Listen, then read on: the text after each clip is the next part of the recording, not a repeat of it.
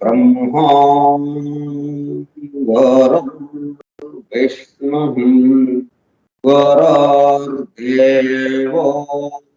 महेश्वरः गुरुः साक्षात्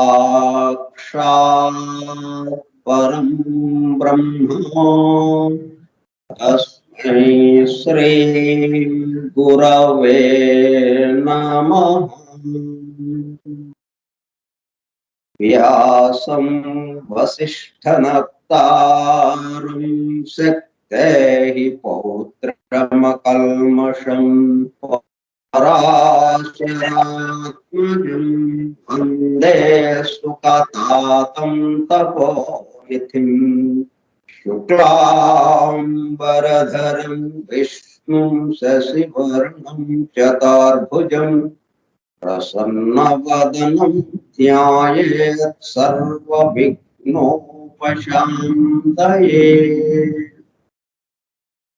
अगज आनन पद्मार्कं गजाननमहर्निशम् अनेकदं तं भक्तानाम् एकदन्तमुपास्महे। वक्रतुण्ड महाकाय कोटिसूर्यसमप्रभ निर्विघ्नं कुरु मे देव सर्वकार्येषु सर्वदा। सरस्वती नमस्तुभ्यं वरदे कामरूपिणी विद्यारम्भं करिष्यामि सिद्धिर्भवतु मे सदा। ॐ भूर्भुवः स्वः ॐ तत्सवितुर्वरेण्यं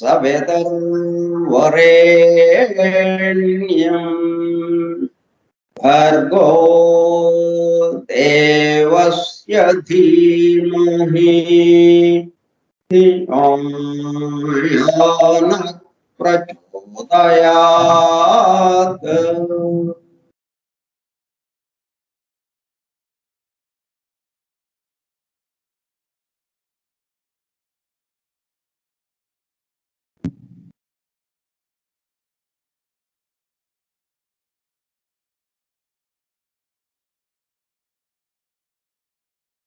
వాసుదేవ,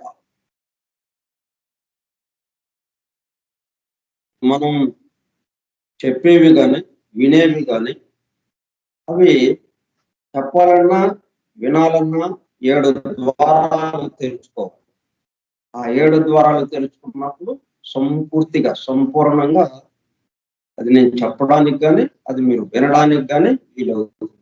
అందుకు ఈ 7 రకాల శ్లోకాలు మనం పెట్టుకుని ఒక్కొక్క శ్లోకంతో ఒక్కొక్క డోరు తెరుస్తూ అంతరాలయంలోకి వచ్చామన్నమాట. కాబట్టి మనం సాధ్యమైనంత వరకు అందరూ కూడా ఈ 7 మన శ్లోకాలు ప్రార్థన చేసేటప్పుడు ఉంటే అందరికీ ఆ 7 ద్వారాలు తెరుచుకోవడానికి వీలవుతుంది.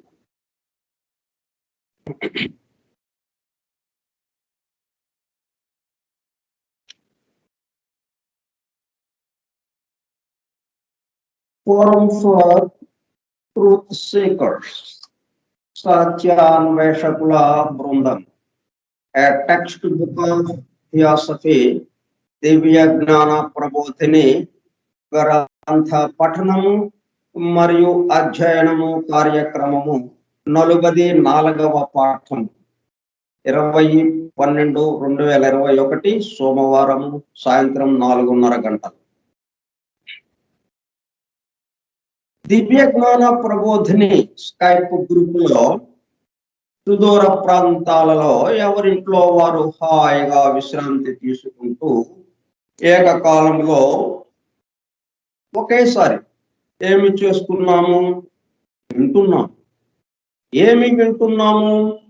1888 సంవత్సరంలో అనగా దాదాపు 133 సంవత్సరముల క్రితము the synthesis of science, religion and philosophy, శాస్త్రము, మతము మరియు తాత్వికతల సమన్వయ రూపముగా పరమ గురువులు సమస్త మానవాళి ఆధ్యాత్మిక అభివృద్ధి కొరకు మేడం హెలెనా పెట్రోవ్నా బ్లవెట్స్కీ ద్వారా ప్రప్రథముగా ప్రస్తుత సైంటిఫిక్ యుగంలో భౌతికతలో కూరుకుపోతున్న మానవాళిని భౌతికత నుండి ఆధ్యాత్మికత వైపుకు మరల్చడానికి, అలానే పూర్తిగా ఆధ్యాత్మికత వైపుకు రమ్మని వారి ఉద్దేశ్యము కాదు. అదే సమయంలో భౌతికత ఆధ్యాత్మికతల మధ్య సామరస్యము, సమతూకము, బ్యాలెన్స్ ను నిలపడానికి అందింపబడిన మ్యాగ్నమ్ ఓపస్ మహత్తర అద్భుత దివ్య జ్ఞాన గ్రంథము ద సీక్రెట్ డాక్ట్రిన్ కు గైడ్ బుక్ గా 1912లో అనగా దాదాపు 108 సంవత్సరముల క్రితము చార్లెస్ వెబ్స్టర్ లెడ్బిటర్ దివ్య జ్ఞానము గురించి సామాన్య ప్రజానీకమునకు కూడా అర్థమయ్యే పద్ధతిలో రచించిన ఏ టెక్స్ట్ బుక్ ఆఫ్ థియాసఫీ ఆంగ్ల గ్రంథము ద థియోసాఫికల్ సొసైటీ అంతర్జాతీయ అధ్యక్షులుగా పనిచేసిన శ్రీ సి జనరాజదాస గారి ఆజ్ఞతో శ్రీ గుంటూరు వెంకట సుబ్బారావు గారిచే దివ్య జ్ఞాన ప్రబోధిని పేరుతో ఆంధ్రీకరింపబడి 1942 సంవత్సరం అనగా దాదాపు 80 సంవత్సరముల క్రితము అడయారులోని ద థియోసాఫికల్ పబ్లిషింగ్ హౌస్ వారి ద్వారా ముద్రింపబడి తెలుగు భాష మాట్లాడే ప్రజలకు, మేధావులతో సహా సామాన్య ప్రజానీకము దివ్య జ్ఞానము గురించి అవగాహన, అండర్స్టాండింగ్ చేసుకుని దానిలో తెలిపిన విషయములను తమ నిత్య జీవితంలో ఆచరణలోనికి తెచ్చుకున్నటకు వీలుగా అందుబాటులోనికి వచ్చిన గ్రంథ రాజమును ఫోరం ఫర్ ట్రూత్ సీకర్స్ సత్యాన్వేషకుల బృందము ద్వారా నిర్వహింపబడుతున్న గ్రంథ పఠనము మరియు అధ్యయనము కార్యక్రమంలో బూస్టర్ డోస్ గా పఠిస్తూ అధ్యయనము చేయుచుండగా ఆ కార్యక్రమంలో పాల్గొని ఎలా ఉంటున్నాము? అత్యంత శ్రద్ధాసక్తులతో చెవియొగ్గి వినుచున్నా అనగా ఒళ్ళంతా చెవులు చేసుకుని వినుచున్న ప్రియ సోదర శ్రోతలందరకు నమస్కారం.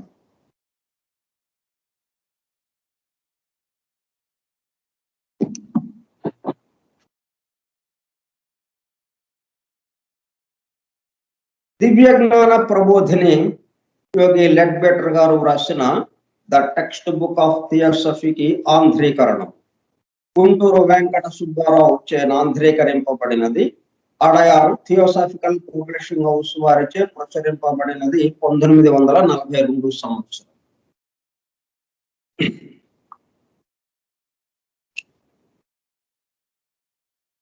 పది అధ్యాయములుగా ఉన్నటువంటి ఈ గ్రంథంలో 5 అధ్యాయములను పూర్తి చేసుకుని 6వ అధ్యాయమైనటువంటి మరణానంతర స్థితికి సంబంధించిన విషయాలను తెలుసుకుంటూ కామలోకంలో సంచారాన్ని ముగించి మానసిక లోకంలో ప్రవేశింపబోతున్నాం. ఇది ప్రస్తుత స్థితి. సరే, ప్రారంభ వాక్యం చదువుకుని మనం మానసిక లోకానికి మరలుదాం.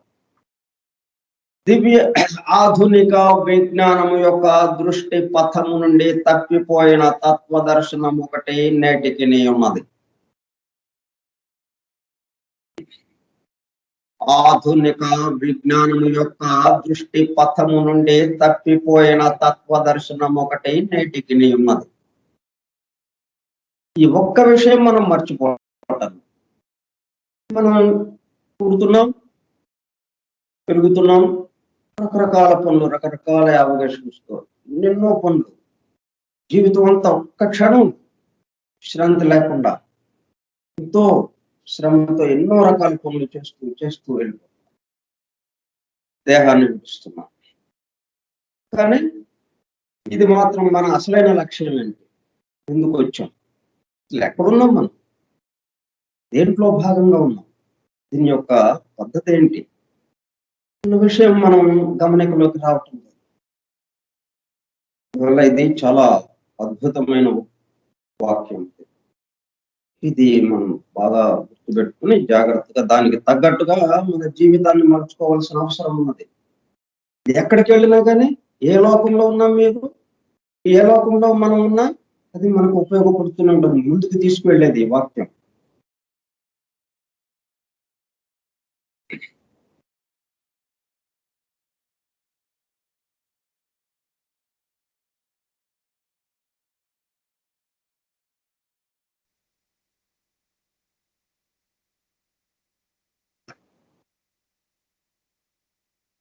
కామలోక జీవితాన్ని పూర్తి చేసుకున్నాం ఎంతో గందరగోళాలతో.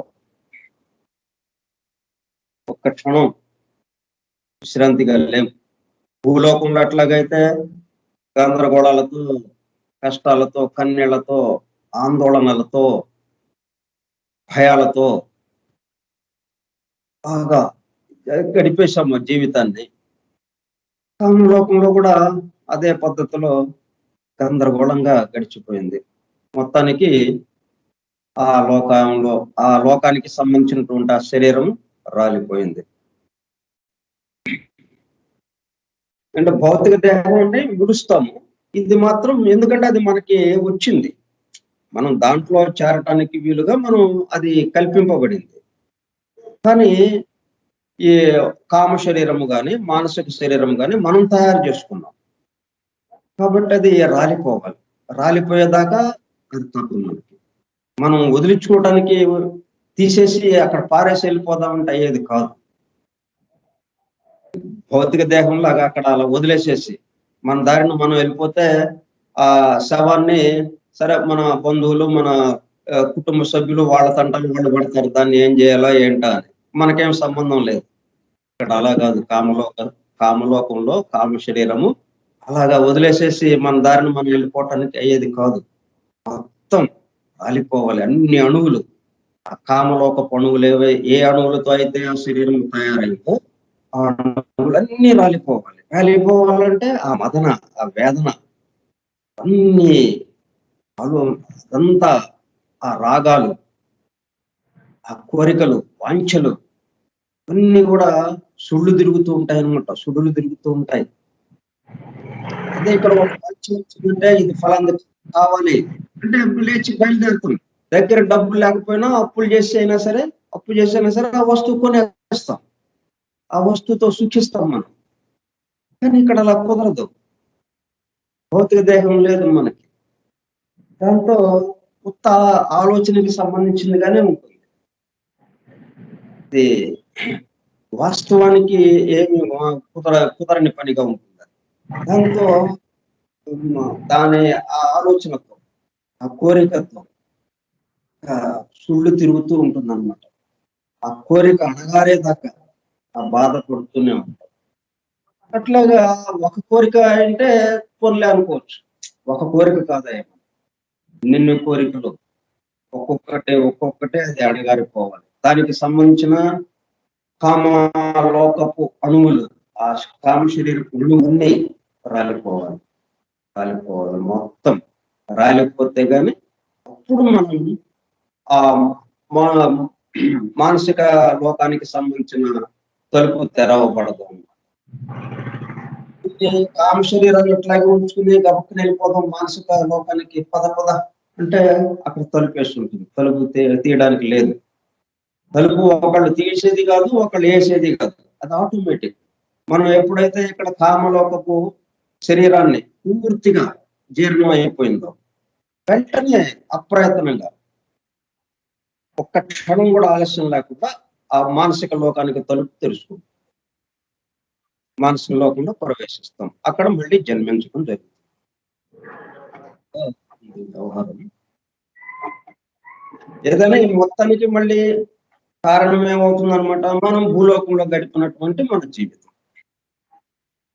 ఎందుకు ఈ సంగతులన్నీ తెలుసుకోవడం అంటే, మనం అవి ఉన్నాయో లేవో ఆ లోకాలు, ఎందుకు ఈ బాధంతా అండి మనకి ఇప్పుడు ఈ లోకంలో, ఇప్పుడు ఈ భూలోకంలో, ఇప్పుడు నేను సుఖంగా జీవించడానికి ఏదైనా మార్గం చూపించండి అని మనకి అడగొచ్చు. ఈ భూలోకంలో సుఖంగా జీవించడానికి ఈ మార్గం. ఎందుకంటే మనం కామలోకంలో సుఖంగా జీవించాలి అంటే భూలోకంలో సుఖంగా జీవిస్తేనే కదా అక్కడ సుఖంగా జీవించడానికి. మానసిక లోకంలో సుఖంగా జీవించాలంటే భూలోకంలో సుఖంగా జీవించాలి. భూలోకంలో ఎలాగా జీవిస్తే మనం కామలోకంలో కానీ మానసిక లోకంలో కానీ హాయిగా దర్జాగా ఉండగలుగుతామో అది మనం ఇప్పుడు తెలుసుకుంటున్నాం. కాబట్టి ఇది ఇప్పుడు భూలోకంలో మనం ఎటువంటి ఆలోచనలతో గడపాలో, ఎటువంటి మాటలతో, ఎటువంటి ఇతరులతో మన వ్యవహారాలు, ఎటువంటి పనులు చేయాలో, ఎటువంటి కోరికలు ఉండాలో, ఎటువంటి సంకల్పాలు ఉండాలో ఇవన్నీ మనకి ఇప్పుడు దారి చూపిస్తున్నాయి.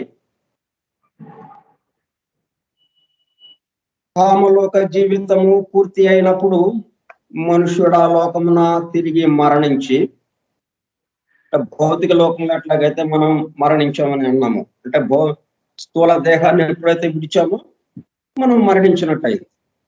అక్కడ ఒక మరణం జరిగింది. వెంటనే మనం ఎక్కడ జన్మించాం, మళ్ళీ కామలోకంలో జన్మించాం. అక్కడ కూడా తిరిగి మరణించి, మరణం అన్నమాట. తిరిగి మరణించి మానసిక లోకంలో మేల్కొను. ఒక చోట మరణిస్తున్నామంటే అర్థం ఏంటి, ఇంకో చోట మేల్కొంటున్నాం అని. అంతేగాని మరణం అనేది లేదు. కంటిన్యూటీ. కాకపోతే స్థితి భేదాలు. ఒక్కొక్క చోట ఉంటాం, ఒక్కొక్క చోట లేకుండా ఉండడం. ఒక చోట లేమండి అంటే ఇంకో చోట ఉన్నట్టే కదా. మనం గుంటూరు మన నివాసిస్తాను, వాళ్ళ ఇంటికి వెళ్ళాం, లేరండి ఇంట్లో, లేరండి అంటే ఏదో ఊరు వెళ్ళాడు, అక్కడెక్కడో ఉన్నాడు, మద్రాసు ఎక్కడికో వెళ్ళాడు, హైదరాబాద్, అక్కడ ఉన్నాడు, హైదరాబాద్ లో ఉన్నాడు అంటే ఇక్కడ లేడంటే అక్కడ ఉన్నట్టేగా. అట్లాగే భూలోకంలో లేడండి, వెళ్ళిపోయాడు పాపం, కరోనా వచ్చి దాంతో చనిపోయాడండి, లేడండి. అంటే ఎక్కడున్నాడు, కామలోకంలో ఉన్నాడు. ఇది అలాగే. కాబట్టి ఎక్కడో ఒక చోట ఉన్నాడు. కామలోక జీవితం పూర్తయింది అంటే అర్థం ఏంటి, తిరిగి మరణించి మానసిక లోకంలో మేల్కొను. వానికి ఆ లోకమున సుశిక్షితుడైన యోగికి ఉన్నట్లు ఉండదు. యోగి ఆ లోకమంతను సంచరించి అందులో వానికి అగపడు భూలోక కామలోకములందు అనే ఉండదు యోగికి. అంటే ఇక్కడ భూలోకంలో ప్రశాంతంగా జీవితాన్ని గడిపిన వాడికి. సామాన్య మనుష్యుడు తన జీవితమునందంతను సంకల్ప స్వరూప సముదాయములను తన చుట్టూను ప్రోగు చేసుకుని ఉండును. నిన్ను ఆలోచన ఇక్కడ ఏంటనమాట, రాగాలు, వాంఛలు, ఎమోషన్స్, డిజైర్స్ కరిగిపోయినాయి, రాలిపోయినాయి. కామలోకంలో వాటికి స్థానమైన కామలోకంలో కామ శరీరం రాలిపోయింది, దాంతో పాటు ఇది కూడా రాలిపోయింది. ఇంకా వాడికి ఏంటనమాట, ఓన్లీ సంకల్పం, ఆలోచన వరకే ఉంది. రికార్డింగ్ కాలని రికార్డింగ్ చేసినట్టు వీడియోను ఆడియో ఆపేసుకోండి. అప్పుడు ఏమవుతుందంటే నేను చెప్పేది మీకు స్పష్టంగా వినపడటానికి వీలవుతుంది. దయచేసి వీడియో ఎవరితో వస్తా ఉంది ఆ వీడియో మ్యూట్ చేసుకుందాం. ఇదేంటంటే ఆడియోగా మనం చేసుకుంటున్నాము. నా మాట మీకు స్పష్టంగా వినపడితేనే మీకు మీ మనసులోకి వెళ్ళటానికి వీలవుతుంది. అప్పుడు మనకి మధ్యన ఏమీ లేకుండా, డిస్టర్బెన్స్ లేకుండా, ఆడియో మీరు ఆన్ చేసిన, వీడియో ఆన్ చేసిన డిస్టర్బెన్సెస్ వచ్చేస్తాయి. దాంతో మన ఇద్దరి మధ్యన కనెక్షన్ కట్ అవుతుంది. అందుకునమాట సామాన్య మనుష్యుడు తన జీవితం అంతను సంకల్ప స్వరూప సముదాయములను తన చుట్టూ ప్రోగు చేసుకుని ఉండదు. వానిలో వాడు శ్రద్ధ పెట్టనివి చాలా కాలం క్రిందటనే రాలిపోయి ఉండదు. కానీ వాని ముఖ్య జీవితార్థముతో సంబంధించిన సంకల్ప రూపములు ఎల్లప్పుడూ వాని నంటి ఉండి ఉత్తరోత్తర అభివృద్ధి నొందు. వానిలో కొన్ని స్వార్థముతో కూడి ఉండిన ఎడల వాని బలము కామలోకంలోనికి దిగి ఉండి వాడు కామలోకంలోనున్నప్పుడు పూర్తిగా వ్యయమైపోయి ఉంటుంది. కేవలము స్వార్థరహితములైనవి మాత్రము వాని మానసిక శరీరములకు చెందినవి. కనుక వాడు మానసిక లోకంలో మేల్కొనినప్పుడు ఆ విశిష్ట సంకల్పముల ద్వారా ఆ లోకమును తెలుసుకొనగలదు. స్వార్థరహితమైనటువంటి కామలోకము స్వార్థానికి సంబంధించింది. నేను, నాది, నా కుటుంబము, నా వాళ్ళు,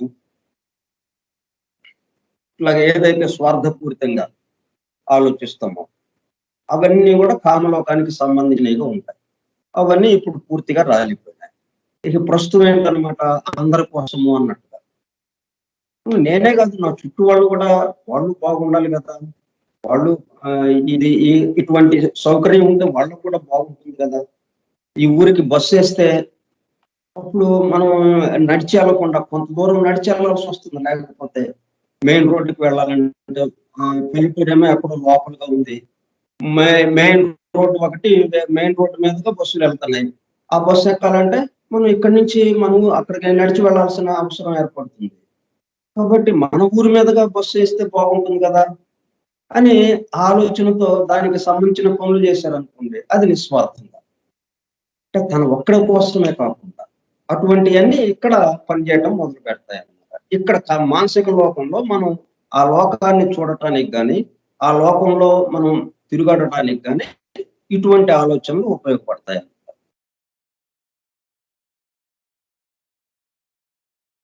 వాడు మానసిక లోకంలో మేల్కొనినప్పుడు ఆ విశిష్ట సంకల్పముల ద్వారా ఆ లోకమును తెలుసుకొనగలరు. వాని మానసిక శరీరము పూర్తిగా వికసించినది కాదు. ఇప్పుడు ఇవన్నీ ఈ సంగతులు మనం తెలుసుకోవడం వల్ల ఏమవుతుందంటే పూర్తి వికాసం జరుగుతుంది.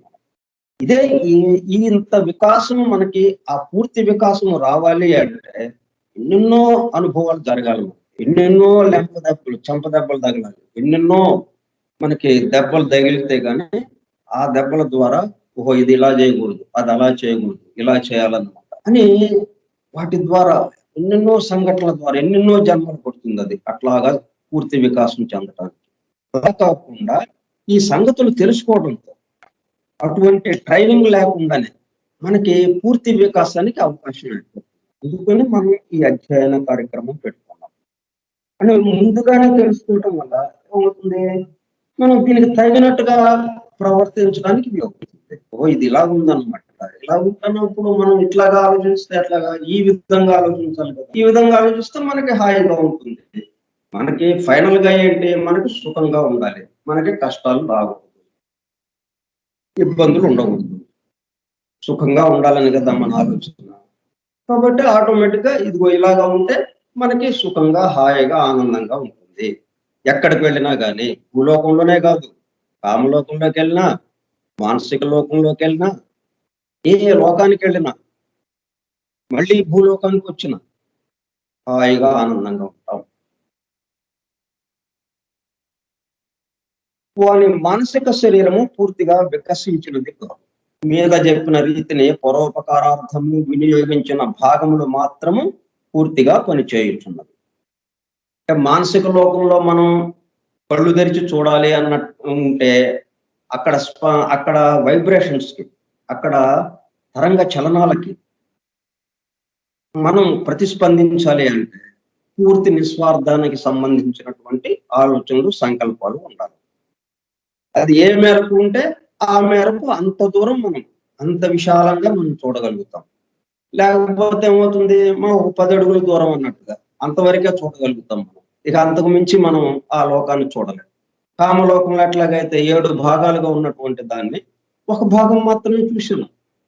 అంటే మనకు అంతవరకే మనం భూలోకంలో మనం గడిపిన జీవితం దానికి తగ్గట్టుగా ఉంది. పూర్తిగా స్వార్థపూరితంగా.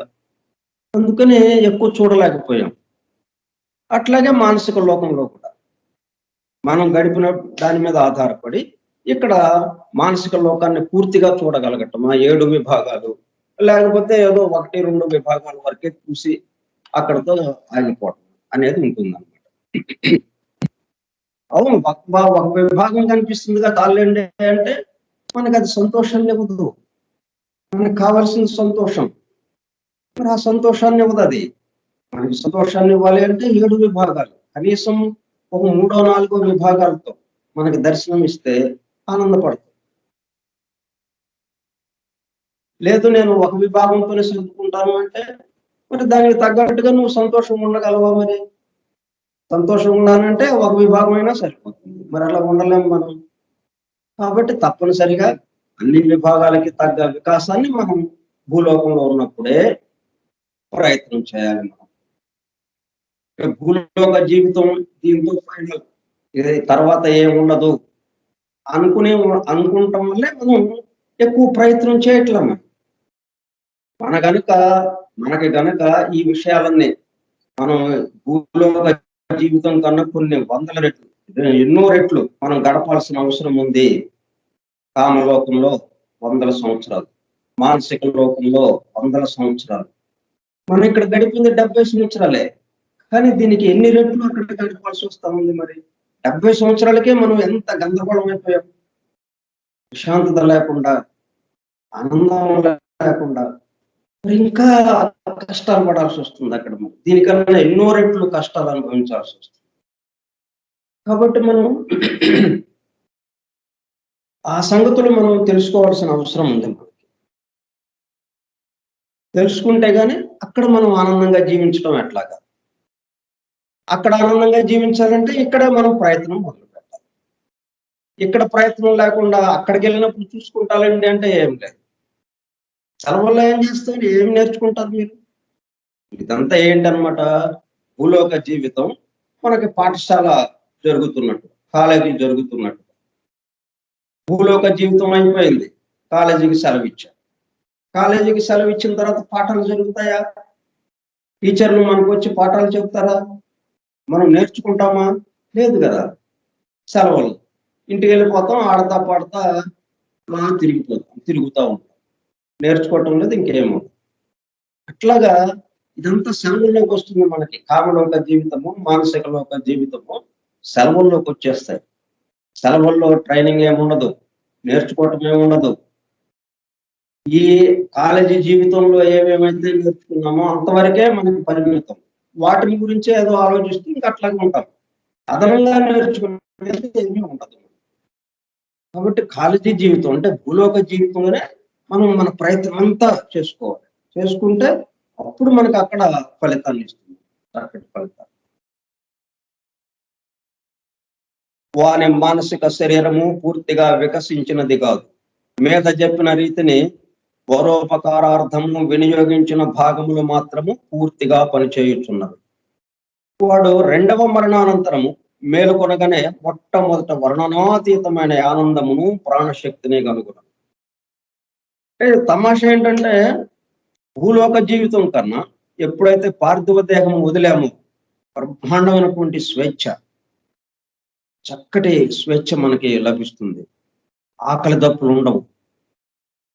క్షణ మాత్రంలో ఎక్కడికి కావాలంటే అక్కడికి వెళ్ళే ఆకాశ గమనం వస్తుంది మనకి. విశ్రాంతి తీసుకోవాల్సిన అవసరం ఉండదు, అలసట ఉండదు. కానీ మనం ఆ ఆనందాన్ని పొందలేకపోతున్నాం మనం. ఎందువల్ల? మనకు ఈ భూలోక జీవితంలో గడిపినటువంటి ఆ జీవితం ద్వారా వచ్చినటువంటి కోరికలు, వాంఛలు, రాగాలు ఎన్నెన్నో ఇవి మనల్ని నలిపేస్తుంటాయి. అక్కడ ఆనందకరమైన జీవితం ఉంటే దాన్ని మనం ఆనందాన్ని పొందలేకపోతాం. మనం ఇప్పుడు ఏదో యాత్రలకు వెళ్తాం మనం. యాత్రలకు వెళ్తే ఎంత ఆనందం, ఇక యాత్రలో మనం చేసేదేం లేదుగా. టైంకి తిండి పెడతారు. వాళ్ళు ఒక 30 రోజులో 40 రోజులో యాత్ర పెట్టారంటే బస్సులు, ట్రైను ఏది వీలైతే అది. దాంట్లో మనం తిరుగుతున్నాం. ఇక మనం చేయాల్సింది ఏంటి? ఊరికే చూడటం. అంతకంటే ఏమన్నా ఉంటుందా? ఎంత ఆనందంగా చూడాలి మనం. కానీ మనకు టైంకి తిండి పెడతారు. టిఫిను, టీలు, టైంకి భోజనం, పడుకోవడానికి ఎక్కడికి పడితే అక్కడ, ఎక్కడ చీకటి పడితే అక్కడ లాడ్జీలు తీసుకుని అక్కడ మనం వసతి సౌకర్యం అన్నీ మనకి ఏర్పాటు చేస్తారు. మనం ఒక్క శ్రమ కూడా పడాల్సిన పని లేదు. కానీ ఎంత ఆందోళనగా ఉంటాం మనం. ఎంతమంది సుఖంగా మనం ఆనందంతో బాధల ఇబ్బంది ఏమి లేకుండా ఆ యాత్రని ఆనందిస్తారు చూడండి. అట్లాగా ఉందన్నమాట మనకి కామలో. కామలోకం ఏంటి? యాత్ర లాంటిది. హాయిగా చూడొచ్చు అంతా. ఏమి బాధల బందీలు లేవు. కానీ ఎంత నరకయాతన అనిపించి మనం వదిలాము ఇప్పుడు కామలోకాన్ని. మానసిక లోకం కూడా అట్లాగే అయిపోతాము మనకి. వాడు రెండవ మరణానంతరము మేల్కొనగానే మొట్టమొదటి వర్ణనాతీతమైన ఆనందమును ప్రాణశక్తిని కనుగొను. 2 మరణాలు అయిపోయినాయి ఇప్పుడు. రెండో మరణం కూడా అయిపోయింది. మొదటి మరణం భౌతిక జీవితం, భౌతిక స్థూల దేహాన్ని వదలటం. స్థూల దేహాన్ని వదలటం మొదటి మరణం. కామ శరీరాన్ని వదలడం, కామ శరీరం రాలిపోవడం రెండవ మరణం. ఆ రెండో మరణం జరగగానే కామ శరీరము రాలిపోయి కామలోకంతో సంబంధం తెగిపోగానే, భౌతిక లోకంతో సంబంధం తెగిపోతేనే ఎంతో ఆనందం ఉన్నది. కానీ అంతకన్నా ఎన్నో రెట్ల ఆనందం మనకి కామలోకాన్ని వదిలినప్పుడు, మానసిక లోకాలకి ప్రవేశించినప్పుడు బ్రహ్మాండమైన ఆనందం ఉంటుంది అన్నమాట. స్వర్గం అంటే అది అన్నట్టుగా ఉంటుంది. స్వర్గ సౌఖ్యాలు అన్నట్టుగా ఉంటుంది. జీవితమునందలి ఆ పరిపూర్ణ ఆనంద భావము వల్ల వానికి ఇప్పటి మట్టుకు జీవించుండుట కంటే ఇతరమేమీ నక్కరలేదు అనిపించును. ఇక్కడ ఇలాగా ఉంటే చాలేక మనకి అన్నట్టుగా. వాడు వేసవికాలం ఎండలో తిరిగి వచ్చి ఆ ఏసీ రూమ్ లో ఉంటాం, ఇట్లా చాలేక నాకు ఇక జీవితం ఇలా ఇప్పుడు చనిపోయినా పర్వాలేదు నేను అన్నట్టుగా అయిపోతాడు. హాయిగా ఉంది బాబు, ఇలా ఉంటే చాలు నాకు అన్నట్టుగా ఉంటాడు కదా. అలాగా ఆ ఆనందం ఈ జగత్తులోని ఉత్తమ లోకములన్నిటి అందరి జీవితం యొక్క సారం.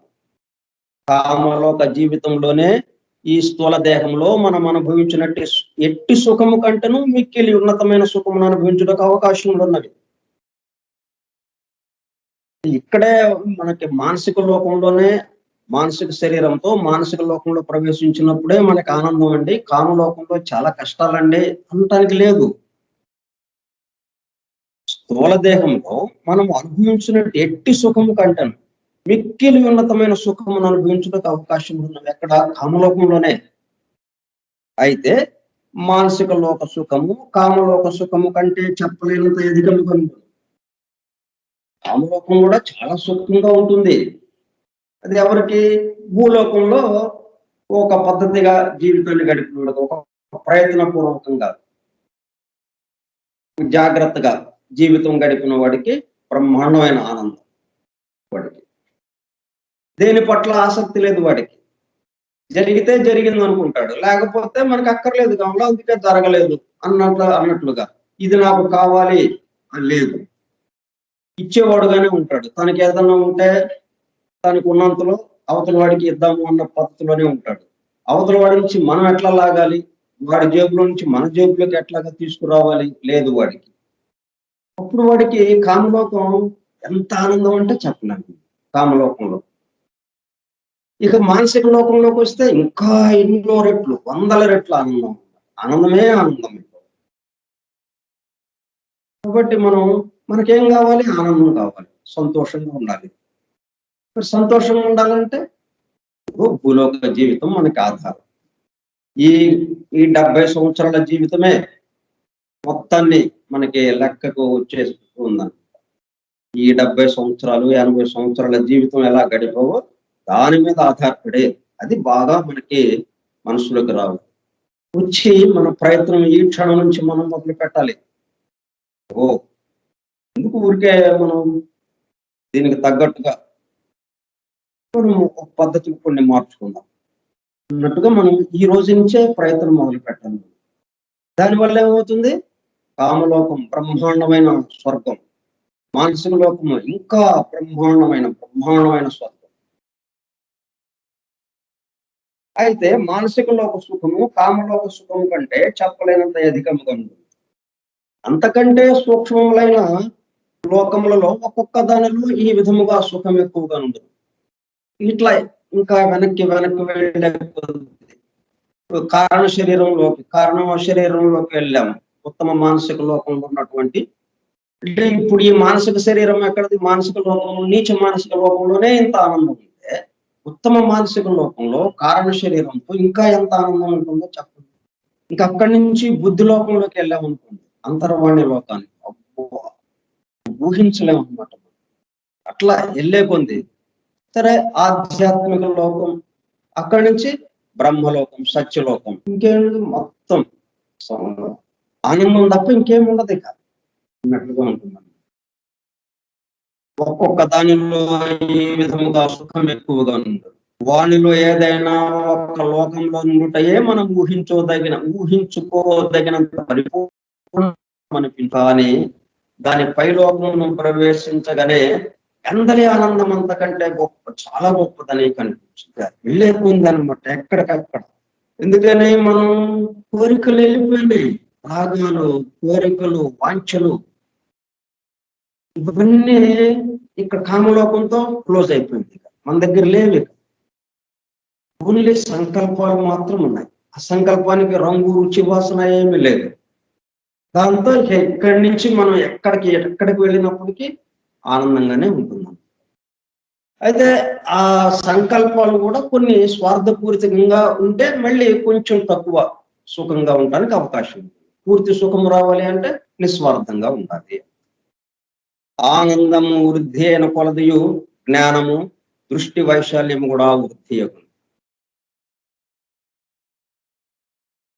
అంటే ఇవన్నీ ఏమవుతాయంటే మళ్ళీ మనం పునర్జన్మకి మళ్ళీ కిందకి దిగినప్పుడు అప్పుడు వీటి యొక్క ప్రభావం కొంత పడుతుంది అనమాట. అక్కడ వీటి ప్రభావంతో దానికి అనువుగా, దానికి తగినట్లుగా ఆ మానసిక లోకంలో, ఆ నీచ మానసిక లోకంలో ఆ అణువులతో మానసిక శరీరాన్ని తయారు చేసుకుంటాం. కామలోకానికి వచ్చి వాటికి అనువుగా, వాటికి తగినట్లుగా ఆ కామలోకంలో ఉన్న అణువులతో కామ శరీరాన్ని తయారు చేసుకుంటాం. అప్పుడు భూలోకానికి వస్తాం. భూలోకానికి వచ్చినప్పుడు ఏమవుతుంది?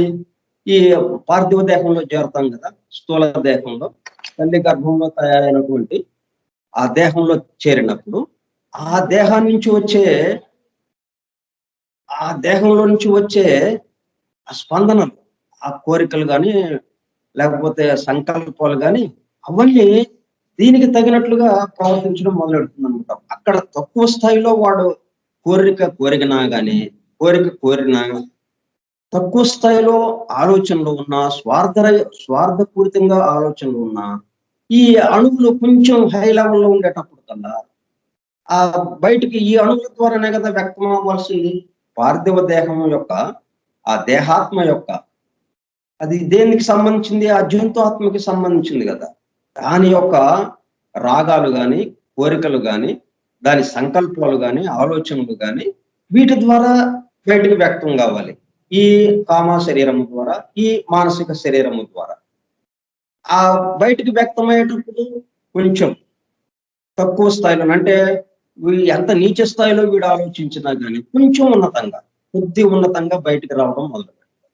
కొంచెం ఉన్నతంగా బయటకు వచ్చినప్పుడు కల్లా అప్పుడు దాని యొక్క ఫలితం మరింత ఉన్నతంగా మనల్ని ముందుకు తీసుకెళ్ళడానికి వీలు. కాబట్టి ఇక్కడ ఈ 2 లోకాల్లో గడిపింది కూడా కొంత మనకి అభివృద్ధికి అవకాశం ఉన్నట్టుగా కూడా ఉంటుంది. మనుషుడు భూలోకంలో ఎంతో పని కలిగి ఉన్నట్లు ఎంతో బుద్ధిమంతుడైనట్లు భావించి గడబిడ చేయొచ్చు తిరుగును. కానీ వాడు కామలోకమున ప్రవేశించినప్పుడు తానంతవరకును ఆకు మీద ప్రాకొచ్చు ఆ ఆకును తప్ప మరి దేనిని చూడగలని గొంగళి పురుగు వలె ఉండెననియు. అంటే మనం భూలోక జీవితాన్ని ఎట్లా గడిపాం? చాలా పరిమితంగా. మనకేదో ఆ 2, 3 రకాల కోరికలు, 2, 3 రకాల ఆలోచనలు. అంతవరకే పరిమితం. ఏది చూసినా కానీ ఆ మధ్యలోనే, వాటిల్లోనే, ఆ చట్రంలోనే, ఆ కొద్దిగానే ఒక గొంగళి పురుగు ఒక ఆకు మీద తిరిగి ఇదే ప్రపంచం, ఇదే మొత్తం సృష్టి అంతా ఇదే ఇక. ఇంక వేరే ఏం లేదు. ఈ ఆకే ప్రపంచం అన్నట్టుగా అది ఎలాగా భావిస్తుందో, అట్లాగా మనం ఇదే ప్రపంచం అన్నట్టుగా భావించాం మనం. ఎంతో పరిమితంగా ఉంది.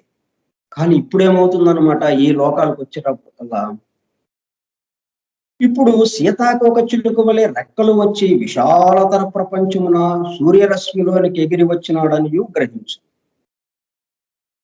ఇంత ప్రపంచం ఉందా అనిపిస్తుంది అనమాట. ఇది ఎంత అసాధ్యముగా దోచినను వాడు మానసిక లోకంలో చేరినప్పుడు ఆ అనుభవమే తిరిగి కలుగు. కామలోక జీవితము కంటే మానసిక లోక జీవితం ఎంతో పూర్ణముగాను విశాలముగాను నుండుటచే దానికిని దీనికిని తారతమ్యము చెప్పుట సాధ్యము కాదు. కామలోకంలో ఎందుకని మనకి చాలా కష్టంగా తక్కువ స్థాయిలో ఉంది అంటే ఆ కోరికల వల్ల. కోరికలు ఏం చేస్తాయి? మనల్ని పరిమితానికి తీసుకొచ్చేస్తాయి. దిగువ స్థాయిలోకి బాగా పరిమితంగా మనల్ని ఎదగనీయకుండా చేస్తుంది అనమాట కోరికలు. అందుకే మనం బౌద్ధ మతంలో మొత్తానికి ఒకటే మాట, అన్నిటికీ, అన్ని కష్టాలకి, అన్ని బాధలకి కారణం కోరికలు అన్నట్టుగా చెప్పుకొచ్చారు.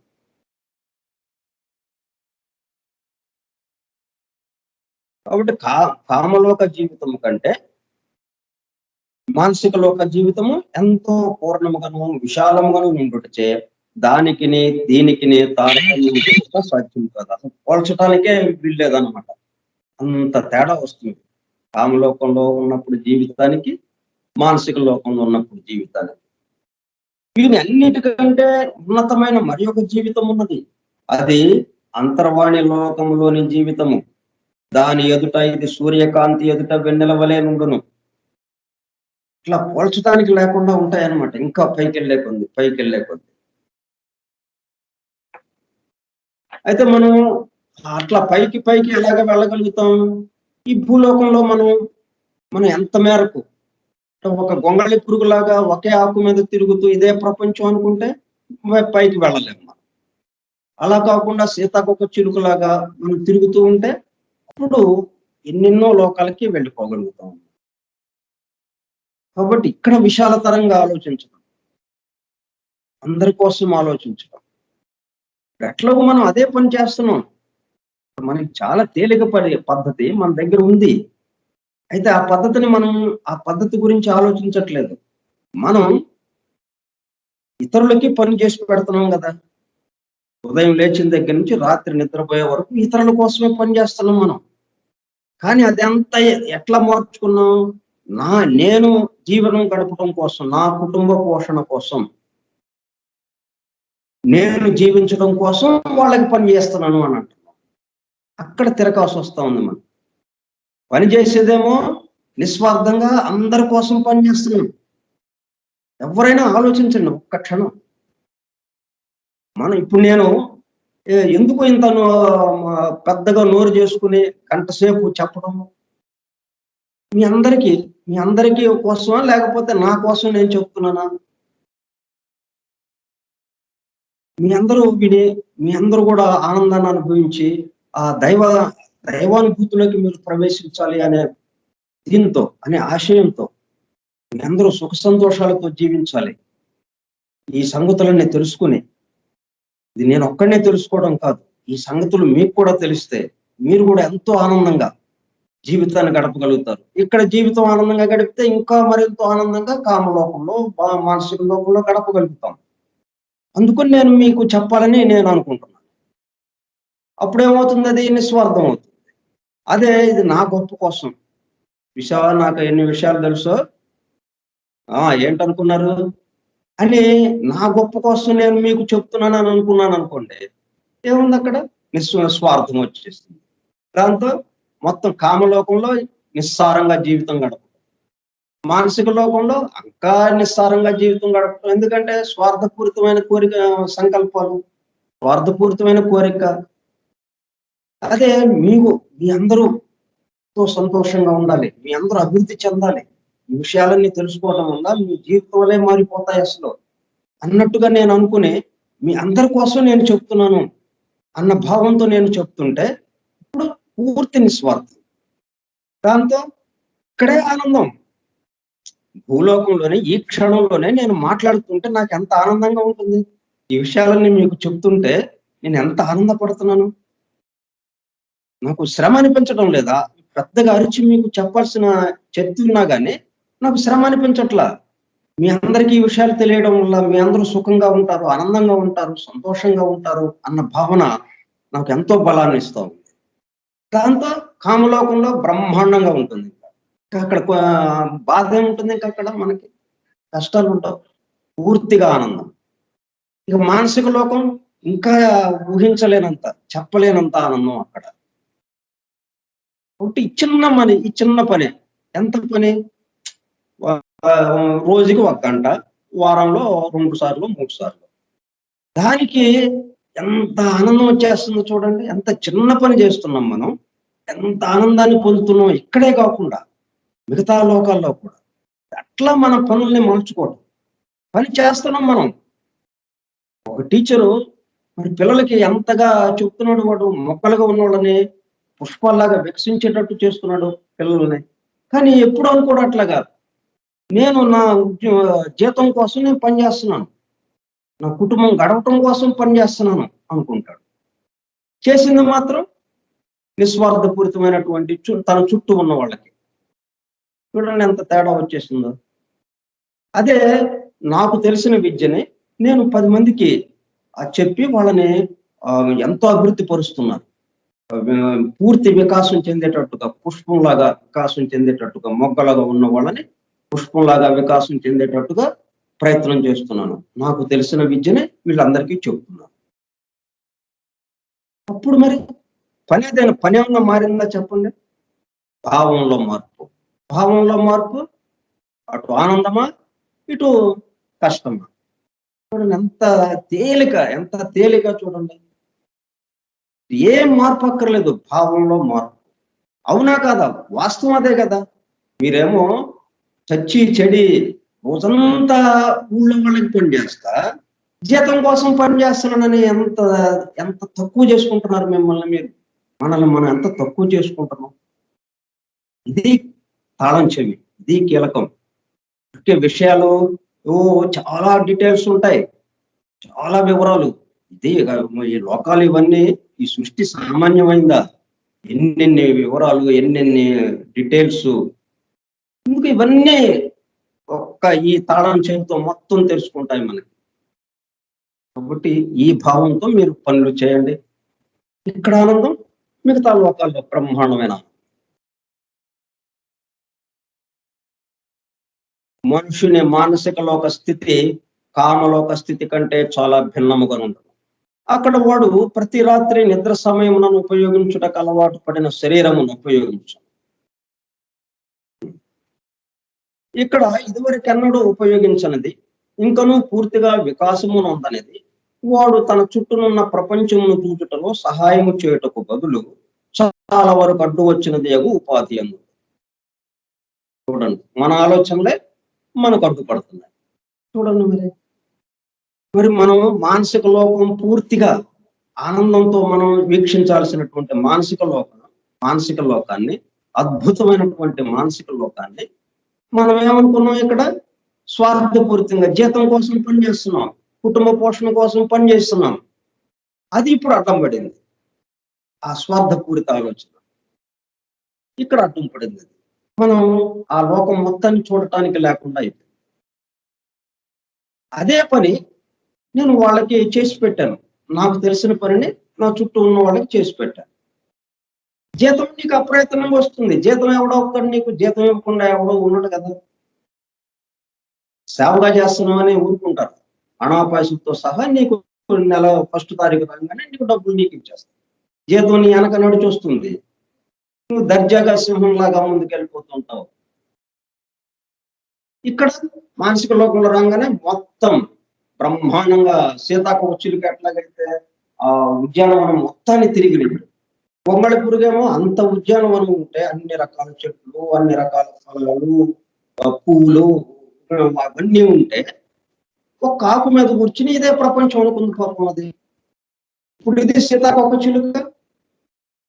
సీతాకోకచిలుక ఎక్కడి నుంచి వచ్చింది? పొంగళి పురుగు నుంచే కదా. సీతాకోకచిలుక ఎంత అందంగా ఉంది, అంత ప్రకృతి సౌందర్యం అని మొత్తం చూస్తూ ఉన్నది. అట్లా మనం ఎప్పుడైతే నాకు తెలిసిన పనిని ఇతరులకు చేసి పెట్టాను అనుకున్నావో మానసిక లోకం మొత్తం నీ ముందు ఉంటుంది. ఎక్కడికైనా తెలియదు, మొత్తం ఆ సౌందర్యం అంతా మనం అనుభవించవచ్చు.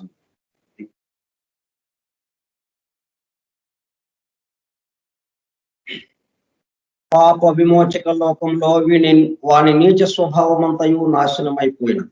ఇక ఇక్కడ మిగిలినది వాని సంస్కృతములైన ఉత్తమ సంకల్పములను భూలోక జీవితమున వాడు గురుమరించిన స్వార్థరహితములని ఈప్సితములు. ఇవన్నీ వాని చుట్టూను ప్రోగై ఒక కవచములే నేర్పడు. దాని ద్వారా వాడు ఆ సూక్ష్మ ద్రవ్యము యొక్క కొన్ని రకముల స్పందనలను అనుభవించగలడు.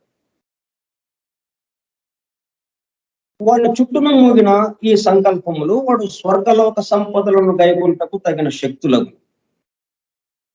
ఆ లోకము అపరిమితమైన సామగ్రి గల కొట్టు. మనకి షాపింగ్ మాల్స్ ఉంటాయే, చిన్న గుండు సూది నుంచి పెద్ద ఏరోప్లేన్ దాకా దొరుకుతుంది ఆ షాపింగ్ మాల్స్ లో.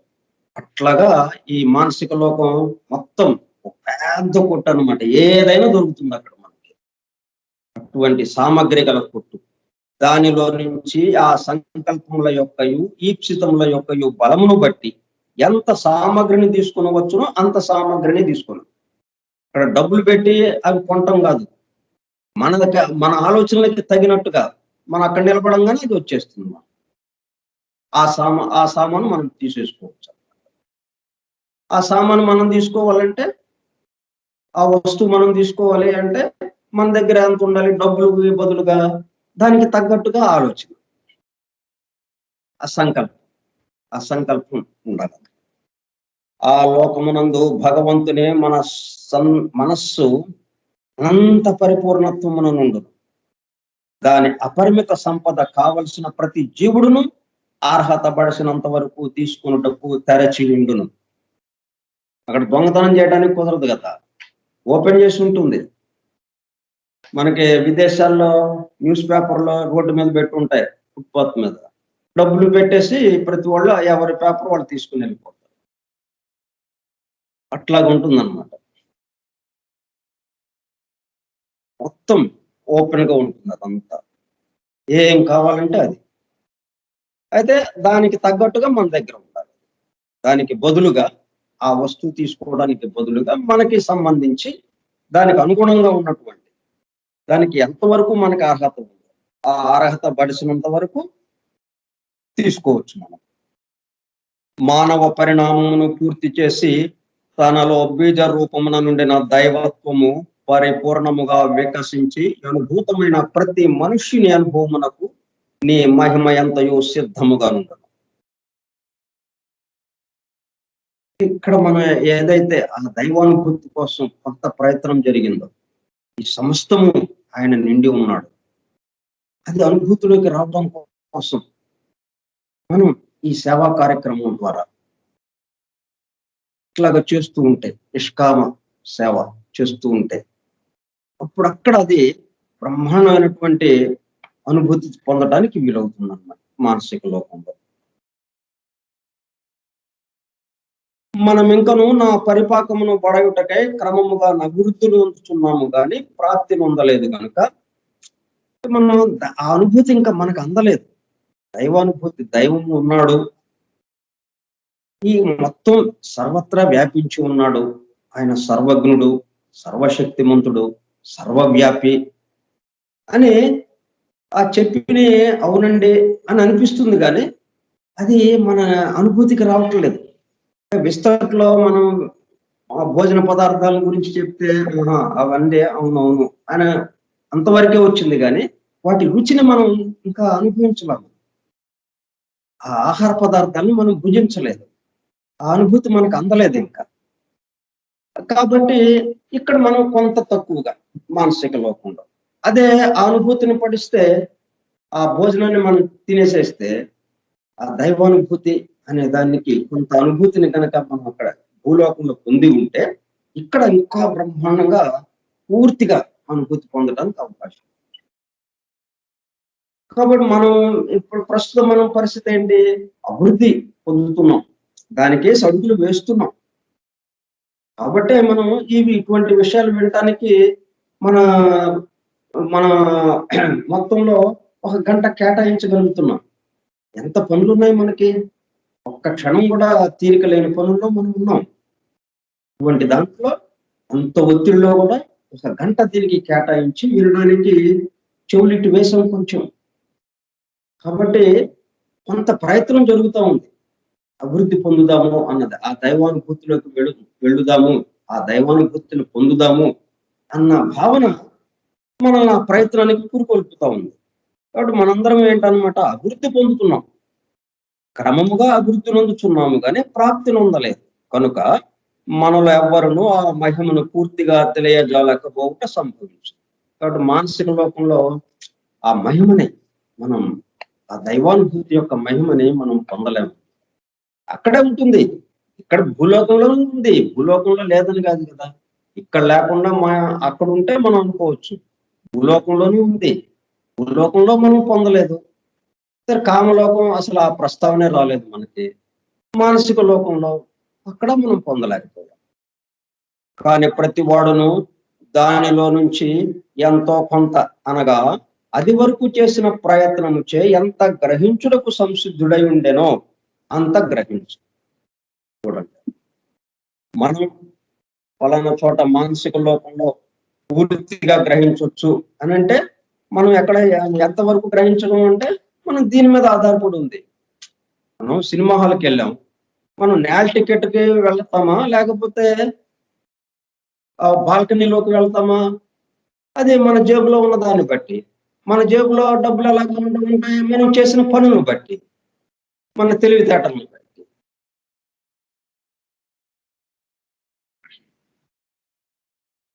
కాబట్టి మనం మానసిక లోకంలో ఆ అనుభూతిని పొందాలి అంటే ఇక్కడ పూర్తిగా ప్రయత్నం చేయాలి. ఎంతవరకు ప్రయత్నం చేస్తే ఆ మేరకు. మనకేమి పూర్తిగా నువ్వు తక్కువ ప్రయత్నం చేసావు కాబట్టి నీకు అసలు ఏమీ లేదు పో అని అనరు కదా. నేల టికెట్ ఉంది. మనం తక్కువ ప్రయత్నం అండి, ఏదో చిన్న పనులు చేసుకుంటున్నాం, రోజువారీ జీవితం గడుస్తుంది. కాబట్టి మనం బాల్కని 500 రూపాయలు 1000 రూపాయలు పెట్టి కొనలేము కదా. ఆ 1000 రూపాయలు ఉన్నాయంటే మనకి నెల వస్తుంది, నెల గ్రాసానికి వస్తాయి మనకి. అందుకని మనం ఏం చూస్తాం, కానీ సినిమా చూడాలి. సినిమా చూడాలంటే అప్పుడు నేల టికెట్కి వెళ్తాం. తక్కువ రేట్ ఏదో ఉంది దానికి, అంతవరకే. అంటే నేల టికెట్ లో ఉండి సినిమా చూస్తాం, బాల్కనీలో ఉండి సినిమా చూస్తాం, కానీ అనుభూతి వేరుగా ఉంటుంది. బాల్కనీలో ఉండి చూసేవాడికి ఉన్న అనుభూతికి, నేల టికెట్ లో ఆ తెర దగ్గరగా ఉండి చూసిన వాడికి అనుభూతిలో తేడా ఉంటుంది. లేకపోతే తక్కువ రేటు పెట్టి అక్కడ ఎందుకు పెట్టాడు? అక్కడ ఇద్దరికి ఒకే రకమైన అనుభూతి అయితే వాడు నేల టికెట్ లో తక్కువ రేటుకే అందరూ వచ్చేస్తారుగా. మరి బాల్కనీలో ఉన్న అదే అనుభూతి ఓ 10 రూపాయలు పెడితే టికెట్ వచ్చేస్తుంది. 1000 రూపాయల టికెట్ కి ఓ 10 రూపాయల టికెట్ పెడితే వచ్చేస్తుంటే అందరూ 10 రూపాయల టికెట్ తీసుకుంటారు, అనుభూతి ఒకటే కాబట్టి. అట్లా లేదు. నేల టికెట్ అంటే నేల టికెటే, ఆ అనుభూతే, తక్కువ స్థాయి అనుభూతి. అంత దగ్గరగా అయితే ఆ పిక్చర్ బాగా కనపడుతుంది మనకి, బోజరుగా ఉంటుంది. అంత పెద్ద ఇదిగా, అంత అణువులుగా అంత స్పష్టత ఉండదు అనమాట. అదే బాల్కనీలో నుంచి చూస్తే నిజమైన మనుషుని చూసినట్టుగా మనకు అనిపిస్తుంది. సౌండ్ చక్కగా స్పష్టంగా ఉంటుంది.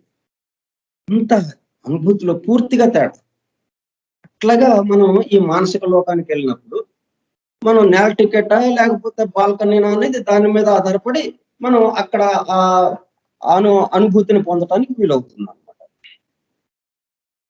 అది వరకు చేసిన ప్రయత్నం వచ్చే ఎంత గ్రహించుటకు సంసిద్ధుడై ఉండనో అంత గ్రహించు. ప్రతి వాడును సముద్రమునకు తన పాత్రను తెచ్చుకొనున్న నీవును, వానిలో కొన్ని పాత్రలు పెద్దవియు కొన్ని చిన్నవియు ననియును, పెద్దవైనను చిన్నవైనను ప్రతి పాత్రయు బట్టినంత నీరు నింపుకొనుననియును భారతదేశంలో చెప్పుదురు. మన తూర్పు దేశాల్లో ఈ ఆధ్యాత్మిక విషయాలకి సంబంధించి చెప్పినప్పుడు ఈ విధంగా చెప్తారంటారు. నువ్వు సముద్రం దగ్గరికి, నది దగ్గరికి నువ్వు తెచ్చుకున్న పాత్రని బట్టి నీకు నీళ్లు. నదిలో పూర్తిగా నీరు ఉంది, చక్కగా పారుతా ఉంది, నది సమృద్ధిగా, నీరు సమృద్ధిగా ఉంది, నది నిండా నీరు పారుతూనే ఉంది. మొత్తం నీళ్లు నువ్వు తీసుకెళ్ళగలవా? నువ్వు ఎన్ని నీళ్లు తీసుకెళ్ళగలవు? నువ్వు తెచ్చిన పాత్రను బట్టి. అట్లాగే మానసిక లోకంలో పూర్తి ఆనందం, దైవానుభూతి, ఆ దైవం యొక్క మహిమని మనం అక్కడ చూడవచ్చు, అనుభవించవచ్చు. కానీ అది ఎంత మేరకు? మనం తీసుకెళ్ళిన పాత్రను బట్టి. అంటే మనం భూలోక జీవితంలో ఎట్లా గడిపాము, భూలోకంలో మన జీవితం ఎలా గడిపామో, ఎలా ఆలోచనలతో చేశామో, ఎలా సంకల్పించామో, ఎటువంటి సంకల్పాలతో ఉన్నామో దాని మీద ఆధారపడి ఇక్కడ అది పాత్ర. అంటే మన చిన్న పాత్ర, కొద్ది నీళ్ళే, మరి కొద్ది అనుభూతి. మన ఆలోచనలు చాలా విశాలంగా మొత్తం అందరి కోసం పనిచేసాం. అప్పుడు పెద్ద పాత్ర. పెద్ద పాత్ర అంటే మొత్తం నదే నీది, ఆ నది మొత్తం నీదే ఇంకా అన్నట్టుగా ఉంటుంది అనమాట. ఆ మానసిక లోకం మొత్తం నీదే ఇక.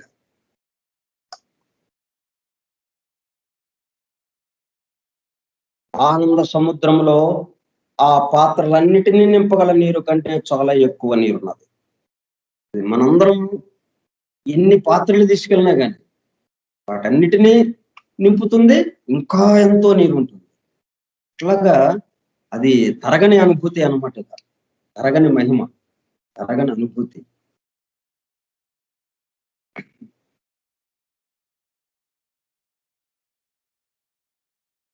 అయితే ఇదంతా ఏంటి? మనుషుడి వైభవమునంతను తాను నిర్మించుకున్న కిటికీలలో నుంచి మాత్రమే చూడగలడు. పరిమితులంగా ఉన్నాం. అందుకని భూలోకంలో అలాగా సంకల్పాలు చేసుకున్నాం, అలా పరిమితంగా ఉన్నాం.